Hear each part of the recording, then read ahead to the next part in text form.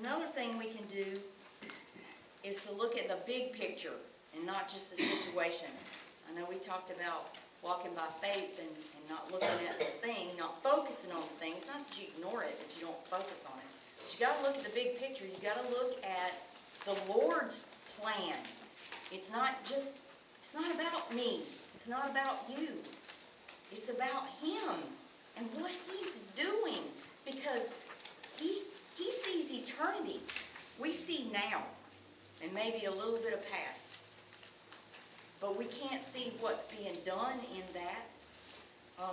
I think about the spies who went into Canaan before the Israelites went in to take the land. We got to read this. This is in Numbers chapter 13.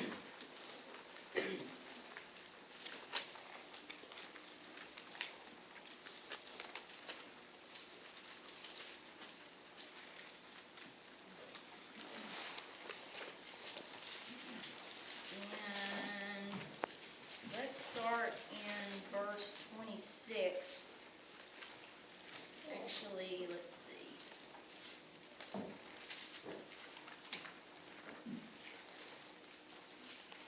The last part of 26. There they reported to them and to the whole assembly and showed them the fruit of the land.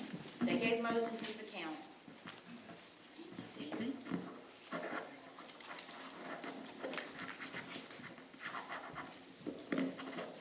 They gave Moses this account. Sorry. We went into the land in which you sent us, and it does flow with milk and honey. Here is its fruit. But the people who live there are powerful, and the cities are fortified and very large. We saw the descendants of Anak there, and the Amalekites live in the Negev, and the Hittites and the Jebusites and the Amorites live in the hill country, and the Canaanites live near the sea and along the Jordan. And Caleb silenced the people before Moses and said, "We should go up and take possession of the land, for we can certainly do it." But the men who had gone up with him said, "We can't attack these people. They are stronger than we are." And they spread among the Israelites a bad report about the land they had explored. They said, "The land we explored devours those living in it, and all the people we saw there are of great size." All the people we saw.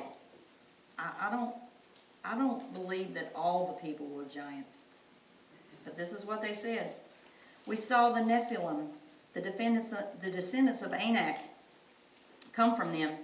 We seemed like grasshoppers in our own eyes, and we looked the same to them." That night, all the people of the community raised their voices and wept aloud. All the Israelites grumbled against Moses and Aaron, and the whole assembly said to them, "If only we had died in Egypt or in this desert. Why is the Lord bringing us to this land, only to let us fall by the sword?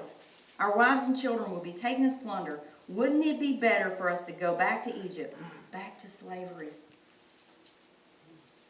And they said to each other, "We should choose a leader and go back to Egypt." Then Moses and Aaron fell face down in front of the whole Israelite community gathered there. Joshua the son of Nun and Caleb the son of Jephunneh, who were among those who had explored the land, tore their clothes and said to the entire Israelite assembly, "The land we passed through and explored is exceedingly good. If the Lord is pleased with us, He will lead us into that land, a land flowing with milk and honey, and will give it to us. Only do not rebel against the Lord, and do not be afraid of the people of the land, because we will swallow them up. Their protection is gone, but the Lord is with us. Do not be afraid of them." Do you see that? Do you see what happened? Those that were afraid and wanted to rebel against the Lord, what were they focusing on? The size of the enemy, the number of the enemy, how afraid they were. They were willing to go back to slavery that they cried in for, 400 years, that was terrible.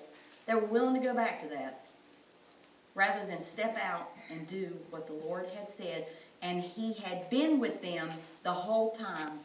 In the pillar of fire and the pillar of cloud, He had delivered them over and over and over. And they still said, "This thing is too scary." And only Joshua and Caleb and Moses said, don't do this. The Lord is able.